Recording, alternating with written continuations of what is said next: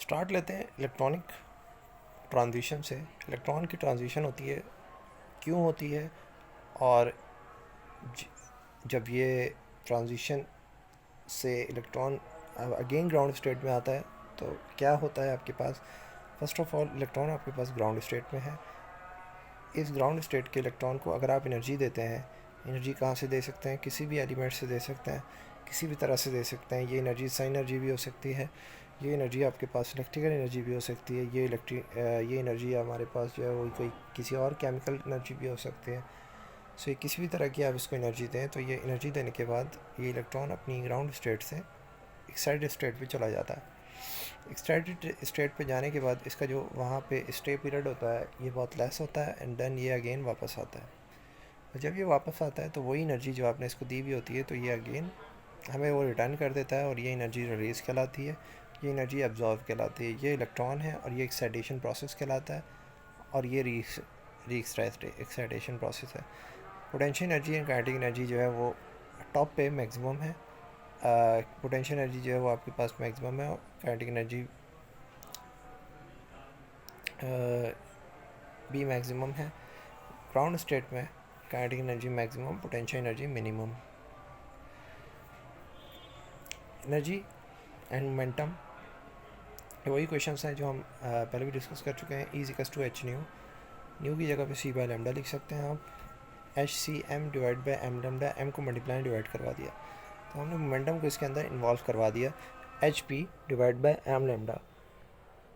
एक और तरफ से इसको देखें, एनर्जी जो है आइंस्टाइन की रिलेशन के अकॉर्डिंग एम सी स्क्वायर है, इसको आप लिख सकते हैं एम सी डॉट सी, और एम सी बराबर है यानी कि mass into velocity speed of light momentum के। सो ये आ गया P C.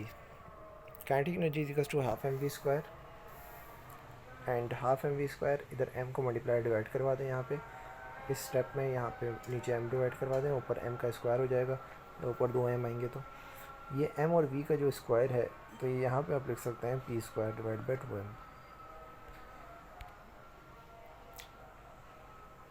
P is equals to E by C, ये ऊपर यहाँ इस वाले रिलेशन से लिखा, E is equals to P C वाली से, एंड ई की जगह पे आप एच न्यू लिख सकते हैं, और एच बाई लैम्डा ये हम पहले भी प्रूव कर चुके हैं।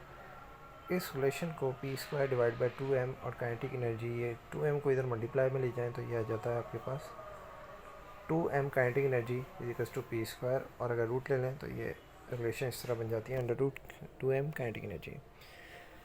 तो मोमेंटम की हर तरह की रिलेशंस आपके सामने लिखी हुई हैं। एंगुलर मोमेंटम, एंगुलर मोमेंटम होता है linear momentum into moment arm. So दोनों को प्रोडक्ट को एंगुलर मोमेंटम कहते हैं, और इसका सेकंड फार्मूला है M V R. According to Bohr's theory, angular momentum of electron is in h over 2 pi। Bohr से हमें ये बताया था कि एंगुलर मोमेंटम जो होता है वो एक इलेक्ट्रॉन का जो रिवॉल्व कर रहा है एक शेल में वो पॉसिबल है, वही शेल पॉसिबल है जिसमें angular momentum N H over 2 pi है। इसको आप कंबाइन कर सकते हैं एम वी आर से, और अगर मैं ये कहूँ कि आर आपके पास जो रेडियस है इसकी जगह पे मैं वेवलेंथ रख सकता हूँ, ये वेवलेंथ है एक्चुअल में, तो ये आ गया M V lambda is equals to N H over 2 pi. H over 2 pi बराबर होता है एच कट के, तो हम इसको ऐसे लिख सकते हैं N H cut is equals to P lambda. P कहाँ पे आया, एम वी की जगह पे आ गया, P lambda is equals to N H cut. And finally आप जो है वो एक और चीज़ लिख सकते हैं, P is equals to H cut by lambda, P is equals to H cut by lambda. So ये भी मोमेंटम की एक रिलेशन आ गई। Energy and radiation effect, visible light excitation, excited electron. अगर विजिबल लाइट आप इलेक्ट्रॉन को देंगे तो वो इलेक्ट्रॉन जो है वो एब्जॉर्ब करके एनर्जी को एब्जॉर्ब कर लेगा और एक्साइटेड स्टेट में चला जाएगा। अल्ट्रा वायलेट लाइट अगर आप किसी इलेक्ट्रॉन को देंगे ग्राउंड स्टेट में तो वो आयोनाइज हो जाएगा। आयोनाइज मतलब कि अल्ट्रा वायलेट के पास इतनी एनर्जी होगी कि वो इलेक्ट्रॉन को एक्साइटेड स्टेट के बजाय एक शेल से दूसरी यहाँ से लेकर उठा के यहाँ ले जाने के बजाय बाहर फेंक देगा, और ऑक्सीजन के अंदर फेंक देगा, नेचर में फेंक देगा, एयर में फेंक देगा, और ये खाली हो जाएगा और ये आयोनाइज हो जाएगा, आयन बन जाएगा। इंफ्रारेड विजिबल से कम रेंज होती है उसकी, उसके बाद कम एनर्जी होती है। सो ये क्या करेगा, जस्ट वाइब्रेशनल एनर्जी जो है वो आपकी चेंज करेगा इलेक्ट्रॉन की। अब ये वाइब्रेशन एनर्जी क्या होती है, हमारे पास एटम्स के जो लेवल्स होते हैं इतने सिंपल नहीं होते। यहाँ पे इस तरह से कुछ ऐसे लेवल्स भी होते हैं कि वो, और शेल एक ही है, जैसे कि n=2 ही है, लेकिन जो है इसी के अंदर ही जो इलेक्ट्रॉन है ये हायर स्टेट से थोड़ा सा लोअर स्टेट पे आ जाए, ये लोअर स्टेट से थोड़ा सा हाई स्टेट पे चले जाए, क्योंकि ये शेल जो है वो एक लाइन की तरह नहीं होता, वेव लाइक स्ट्रक्चर होता है। अगर यहाँ पे है तो ये यहाँ पे चला जाए, तो ये वेव जो बन रही है इस पर वाइब्रेशन एनर्जी गेन करके इस वेव में अगर वो यहाँ पे स्टे कर रहा है तो अब वो यहाँ पे स्टे करे। सो इस तरीके से इंफ्रारेड जस्ट आपके पास ये इफेक्ट करती है। इंट्रैक्शन टू चार्जेस पार्टिकल्स, दो चार्जेस या पार्टिकल्स का इंट्रैक्शन किस तरह से होता है इसको ज़रा देखें। If charge particle move around another charge particle, it's kinetic energy decrease with time, तो इसकी काइनेटिक एनर्जी जो है वो टाइम के साथ डिक्रीज होगी। जैसे कि ये एक इलेक्ट्रॉन है, ये एक न्यूक्लियस के अराउंड अगर रोटेट करता है तो होना ही चाहिए कि इसकी काइनेटिक एनर्जी थोड़ी देर के बाद डिक्रीज़ हो जाए। इलेक्ट्रॉन जब अप जाता है तो एब्जॉर्ब करता है एनर्जी, इलेक्ट्रॉन जब डाउन आता है तो रिलीज़ करता है एनर्जी। सो ये जो एनर्जी का एब्जॉर्प्शन और रिलीजिंग प्रोसेस है, इसके ज़रिए से जो एनर्जी है वो बैलेंस रहती है। इलेक्ट्रॉन जब दूर जा रहा है तो इसकी काइनेटिक एनर्जी जो है वो इंक्रीज़ हो रही है, पोटेंशियल एनर्जी डिक्रीज़ हो रही है। इलेक्ट्रॉन के करीब आ रहा है तो काइनेटिक एनर्जी इसकी डिक्रीज़ हो रही है, पोटेंशियल एनर्जी इंक्रीज़ कर रही है। एक इलेक्ट्रॉन से दूर जा रहा है तो इसकी काइनेटिक एनर्जी जो है इंक्रीज़ कर रही है और पोटेंशियल एनर्जी डिक्रीज़ कर रही है। बोहर एटॉमिक थ्योरी आपको ये बताती है कि define energy levels, allowed position कौन कौन सी होती हैं, एच न्यू जिसकी एनर्जी एच न्यू हो, 2h न्यू हो, 3h न्यू हो, या ऐसी जो होती हैं 1/2h न्यू, 3/2h न्यू, इस तरह की एनर्जी लेवल्स पॉसिबल नहीं है। बोहर ने हम आपको जो एनर्जी दी थी एक शेल की वो थी एच न्यू, तो ये इंटीग्रल मल्टीपल होनी चाहिए, यानी कि n की वैल्यू 1 2 3 4 होनी चाहिए, कोई और एनर्जी पॉसिबल नहीं है। तो अगर हम देखें तो ये पॉसिबल है, ये शेल पॉसिबल है, ये शेल पॉसिबल है कि यहाँ इलेक्ट्रॉन यहाँ रोटेट करे, ये पॉसिबल नहीं है कि यहाँ बीच में रहे। हाँ, इसी के अराउंड वेव बनाएगा, इधर नहीं आएगा, ठीक है। सो ये अलाउड है और वो नॉट अलाउड है। जो एक्चुअल मूवमेंट है अलाउड में कुछ इस तरह की है, तो इस तरह से ओवरलैपिंग पॉसिबल नहीं है, ये नॉट अलाउड है। ओवरलैपिंग नॉट अलाउड है कि इलेक्ट्रॉन जो है इस तरह, ऐसा नहीं है कि एक इलेक्ट्रॉन ऐसे जा रहा है तो दूसरा जो है इसको ओवरलैप करता हुआ ऐसे चला जाए। Charge density, charge density area where the amount of charge is present, वो एरिया जहाँ पे चार्ज का अमाउंट प्रेजेंट है वहाँ पे हम कहते हैं कि यहाँ पे चार्ज की डेंसिटी है। तो इलेक्ट्रॉन जो है वो जस्ट एक पार्टिकल की तरह रिवॉल्व तो कर रहा है, लेकिन पता नहीं होता कि ये इलेक्ट्रॉन जो है वो शेल में किस जगह पे है। तो हम जस्ट ये डिस्कशन कर सकते हैं कि इलेक्ट्रॉन की चार्ज डेंसिटी यहाँ पे ज़्यादा है और यहाँ पे कम है। Density of charge, because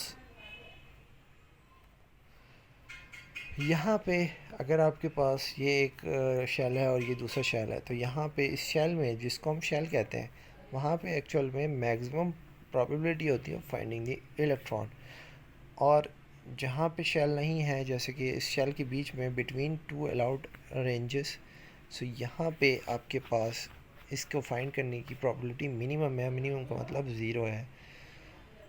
charge cloud क्या होता है, चार्ज जब एक शेल के अराउंड रोटेट कर रहा है तो वो एक क्लाउड बनाता हुआ चलता है। इस तरह से आपको ऐसे करके नज़र आएगा कि ये क्लाउड्स हैं, यानी कि इलेक्ट्रॉन कभी कहीं है कभी कहीं है। तो ये ऑब्जर्वेशंस होती हैं। Orbit, where the charge density of the electron is maximum, orbit उसको कहते हैं जहाँ पे चार्ज डेंसिटी मैक्सिमम होती है। इलेक्ट्रॉन एज पार्टिकल, मास वेलोसिटी, इलेक्ट्रॉन को अगर आप पार्टिकल कंसीडर करेंगे तो उसके पास मास है, उसके पास वेलोसिटी है। इलेक्ट्रॉन अगर एज अ वेव है तो उसके पास वेवलेंथ है, उसकी फ्रीक्वेंसी है, उसका वेव फंक्शन है, ये सारी चीज़ें हो सकती हैं उसके पास। इंटरफेरेंस ऑफ वेव, वेव का इंटरफेरेंस किस किस तरह का होता है? तो आपके पास वेव का इंटरफेरेंस कंस्ट्रक्टिव हो सकता है। कंस्ट्रक्टिव इंटरफेरेंस का मीनिंग क्या है? एक वेव ये है और एक ये दूसरी वेव है, दोनों वेव्स अगर आपस में इंटरफेयर करेंगी जो सेम फेसेस में, एक क्रस्ट के नीचे क्रस्ट है और ट्रफ के नीचे ट्रफ है, तो एक बड़ी वेव बनती है, लार्ज वेव बनती है। इसी तरीके से एक और इंटरफेरेंस होता है डिस्ट्रक्टिव इंटरफेरेंस, जिसमें अपोजिट फेसेस एक दूसरे के करीब आते हैं। सो अगर अपोजिट फेसेस इस तरह से आएँ तो आपके पास जब वेव कंबाइन होगी तो 9 वेव मिलेगी। ये अगेन वही रिलेशंस है जो हम ऊपर भी डिस्कस कर चुके हैं। अनसर्टेनिटी प्रिंसिपल, अनसर्टेनिटी प्रिंसिपल क्या है? It when electron is moving with high or very high speed, then we cannot determine the position and momentum at the same time. So हम ये डिटरमाइन नहीं कर सकते इसका momentum and position same time में अगर एक इलेक्ट्रॉन हाई स्पीड से मूव कर रहा है। Delta X delta P is approximate equals to H over 2 pi. So ये अनसर्टेनिटी प्रिंसिपल की रिलेशन है कि एट द सेम टाइम आप पोजीशन डेल्टा एक्स और डेल्टा पी फाइंड नहीं कर सकते।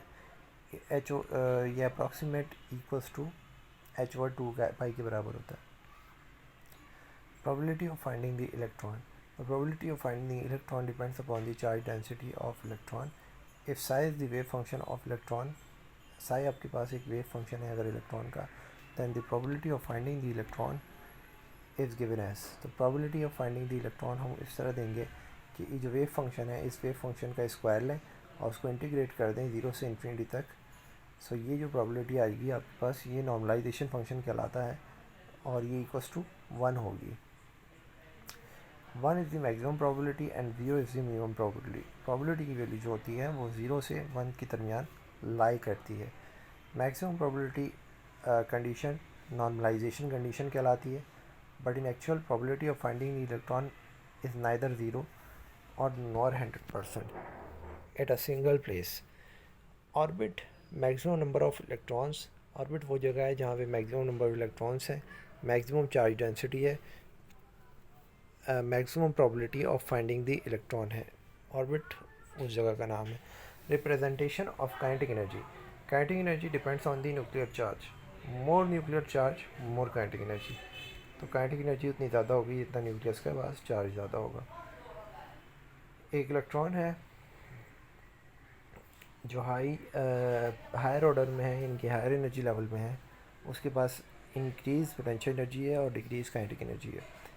पहले भी हमने बताया था, तो वहाँ से आप करेक्ट कर लें कि जब ऑर्बिट हाई होता है सो उसकी पोटेंशियल एनर्जी ज़्यादा होती है और काइनेटिक एनर्जी कम होती है, और अगर लोअर ऑर्बिट में है तो उसकी पोटेंशियल एनर्जी कम है और काइनेटिक एनर्जी इसके पास ज़्यादा है। मोर इलेक्ट्रॉन मोर प्रोटॉन ग्रेटर साइज़, इलेक्ट्रॉन ज़्यादा होंगे तो प्रोटॉन भी ज़्यादा होंगे और साइज़ आपके पास क्या होगा? बड़ा होगा। Electron in an infinite potential wall box limited space, ये हमारे पास एक कॉन्सेप्ट है कि इलेक्ट्रॉन अगर एक इनफाइनाइट वेल में बंद कर दिया जाए तो क्या है? S orbital, P orbital, P Y,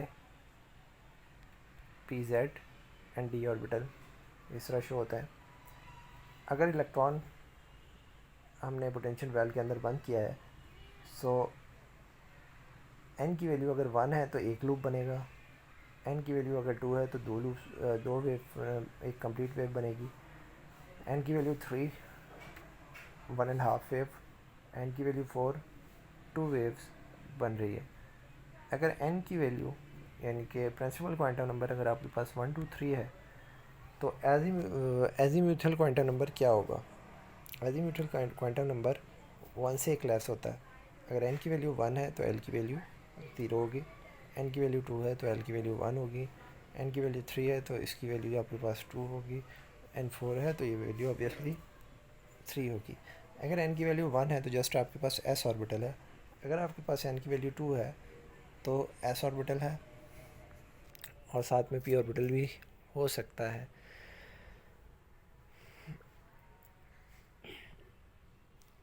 wavelength की बात करें तो 1 multiply by half wavelength, 2 multiply by half wavelength, 3 multiply by half wavelength और 4 मल्टीप्लाई बाय हाफ वेवलेंथ, ये वेव्स बन रही हैं हमारे पास। और ये जो हमने देखा इनफाइनाइट पोटेंशियल वेल, इससे ये श्रोडिंगर की एक्चुअल में एप्लीकेशन है। आगे जाके अभी देखेंगे Schrödinger wave equation. Principal quantum number 1 2 3 4 होते हैं। एजीमुथल क्वांटम नंबर 0 1 2 3 4 होते हैं। एन से एक less. Lower energy fill first, high energy fill after lower. Lower energy is equal to principal quantum number plus azimuthal quantum number. So एक और concept है कि ऑर्बिटल्स का, कि ऑर्बिटल किस तरह फिलअप होते हैं। तो 1s 2s 2p 3s 3p, इस तरह से जो है वो, इसके बाद 3p के बाद 4s 3d 4s 5s 4d 5p 6s 4f 5d 6p, then finally last में 7f फिल होता है। n की वैल्यूज़ अगर 1 होगी तो ऑर्बिटल 1 है, n की वैल्यू 2 है तो ऑर्बिटल्स आपके पास 2 हैं, s and p। n is equal to 3 orbitals, 4 orbitals, 5 पे अगेन डिक्रीमेंट 3 ऑर्बिटल्स, 6 पे 2 ऑर्बिटल्स एंड 7 पे 1 orbital. n plus l fill first, जिसकी n प्लस l वैल्यू जो है वो जिस तरह होती है वो ऑर्बिटल पहले फिल होता है। क्वांटाइज्ड एटम, एटम क्वांटाइज्ड है, इसका मीनिंग क्या होता है? Quantization of atom mean definite energy level. Quantization of का मीनिंग ये है कि एनर्जी लेवल्स जो है, एनर्जी जो है वो क्वांटाइज्ड है। यानी कि अगर एक एनर्जी जो है वो एच न्यू है, अगर फर्स्ट एनर्जी आपके पास एच न्यू है तो सेकेंड एनर्जी क्या होगी? 2h न्यू होगी, थर्ड क्या होगी? 3h न्यू होगी। ऐसा नहीं होगा कि पहली एनर्जी जो है वो 1 है, दूसरी एनर्जी 1/2 h न्यू हो जाए, तीसरी जो है वो 3/2 हो जाए। इस तरह से नहीं होगा। इंटीग्रल मल्टीपल में इंक्रीमेंट अगर हो तो उसको कहते हैं quantization. Atom is neutral, that's why it's try to make molecule. अगर एटम न्यूट्रल है तो क्यों वो मॉलिक्यूल बनाता है? Because electronic clouds react with each other, क्योंकि उसका इलेक्ट्रॉनिक क्लाउड्स एक दूसरे के साथ रिएक्ट करते हैं। एक एटम है ए और दूसरा एटम है बी और उसके दरमियान का डिस्टेंस है x. How electronic cloud of more than one atom interact with each other. एक से ज़्यादा एटम के इलेक्ट्रॉनिक क्लाउड्स आपस में किस तरह से इंटरेक्शन करते हैं, ये हम देखेंगे इस ग्राफ के ज़रिए से। ये आपके पास एक ग्राफ है और ये हमें ये बता रहा है कि जब एटम दूर दूर हैं तो जो पोटेंशियल एनर्जी है, पोटेंशियल एनर्जी एक्चुअल में, और ये डिस्टेंस है। तो जब एटम दूर दूर हैं तो उनके दरमियान कोई पोटेंशियल एनर्जी नहीं है। जैसे ही एटम थोड़े से नियरर आते हैं तो उनकी पोटेंशियल एनर्जी इंक्रीज़ कर जाती है। जब एटम बॉन्डिंग कंडीशन में होते हैं तो उसकी पोटेंशियल एनर्जी डिक्रीज़ कर जाती है। पोटेंशियल एनर्जी डिक्रीज़ नेगेटिव में जाती है और मैक्सिमम नेगेटिव जब हो जाती है तो ये बॉन्डिंग पोजीशन होती है। एंड देन बॉन्ड बनने के बाद ये पोटेंशियल एनर्जी अगेन इंक्रीमेंट की तरफ जा सकती है अगर ये और करीब आ जाए। तो इससे ज़्यादा करीब ये आते नहीं हैं। अट्रैक्शन रिपल्जन, यहाँ पे इनके दरमियान अट्रैक्शन हो रही है एंड देन फिर यहाँ पे फर्दर रिपल्जन शो हो जाती है एंड देन फिर जब इसका बॉन्ड बनता है तो ये बिल्कुल ही एक दूसरे के नियरर आ गए होते हैं। Molecule is also quantized as electron is quantized according to Bohr. Molecule भी आपके पास क्वांटाइज्ड होता है अगर जैसे कि इलेक्ट्रॉन हमारे पास क्वांटाइज्ड होता है। इसके बाद हम डिस्कस करेंगे नेक्स्ट लेक्चर में श्रोडिंगर वेव इक्वेशन।